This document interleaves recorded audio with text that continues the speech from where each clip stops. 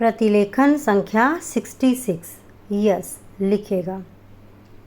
महोदय, आज हमारे तरीकों से और कार्य संचालन द्वारा परिवर्तन की दिशा में समाज के बढ़ने के उक्त क्रम पर संगठित रूप से प्रहार किए जा रहे हैं।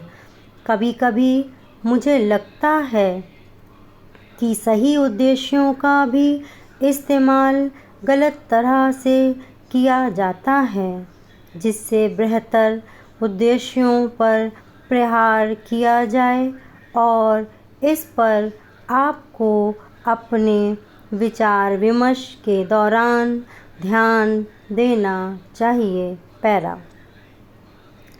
काम की बेहतर व्यवस्था का बड़ा महत्व है।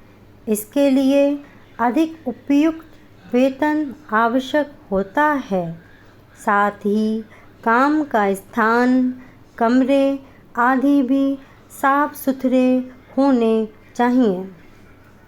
लेकिन जो लोग साथ साथ काम करते हैं, श्रमिक, प्रबंधक तथा किसी परियोजना में या कारखाने में काम करने वाले अन्य लोग, उनमें अच्छे संबंध होना आवश्यक है तथा यह शायद अन्य सभी बातों से ज़्यादा महत्वपूर्ण है। मुझे आशा है कि यह बैठक, ऐसी विचार गोष्ठियाँ और सम्मेलन इस प्रकार से काम के लिए बेहतर वातावरण को संभव बनाएंगी। सरकार को काफ़ी कुछ करना है और वह करेगी भी। हालांकि आज हमारे यहाँ की स्थिति में ऐसा करना हमेशा ही सरल नहीं होता। यह कहना सरल है कि हम ऐसा करेंगे। नीति संबंधी निर्णय भी सरलता से लिया जा सकता है, लेकिन किसी निर्णय को समुचित ढंग से लागू कर पाना बहुत कठिन होता है। मैं यह बहाने की खोज के लिए नहीं कह रही हूँ, क्योंकि कठिनाइयाँ हों तो उन पर विजय पानी ही होती है, और हम ऐसा करने के लिए कृत संकल्प हैं।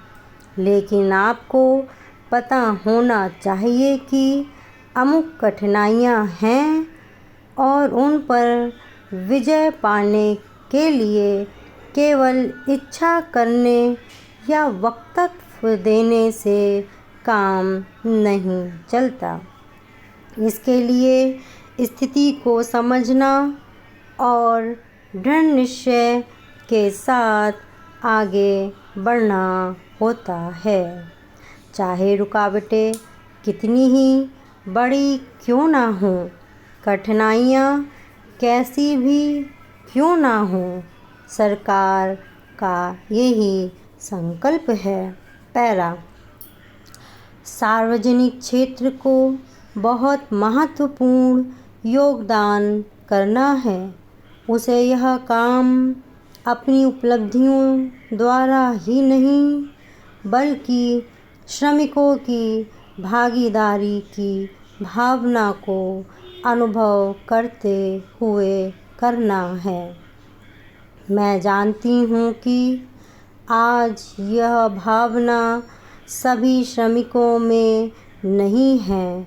मुझे यह भी पता है कि इसके लिए हमेशा उन्हें ही दोषी नहीं ठहराया जा सकता।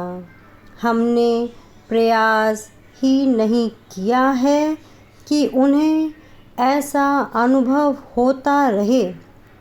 मैं जानती हूँ कि प्रायः जो मजदूर किसी बांध के निर्माण में लगे हैं, उन्हें पता ही नहीं होता कि बांध होता क्या है।